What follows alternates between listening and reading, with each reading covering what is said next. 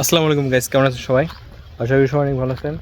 So আমি বাড়িতে আসছি আর এসে আমাদের যে যায় মানে বাড়ির যে নিচে একটু জায়গা আছে এখানে আসলাম, এসে একটা জিনিস দেখলাম। জিনিসটা দেখে আপনার, এটা হচ্ছে লেবু। দেখেন, ছোট্ট একটা লেবু গাছ, তেমন বড় না, এটুকু এটুকু একটা গাছ, এত পরিমাণ লেবু ধরছে। এইখানে লেবু, এইখানে লেবু, এইখানে লেবু, এইখান দিয়ে লেবু, আর এই দেখেন এইখানে কত লেবু, মানে শুধু লেবু আর লেবু, লেবু আর লেবু।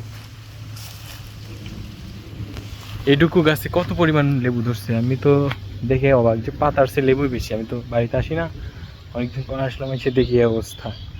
আর এখানে আরেকটা জিনিস দেখতেছি, এটা হচ্ছে মিষ্টি কুমড়ার গাছ, কিন্তু গাছের যে গাছ মনে করেন যে মরে শেষ, এটুকুই গাছ বেঁচে আছে। এই পুরোটাই ছিল কিন্তু আর নাই, এটুকুই গাছ বেঁচেছে।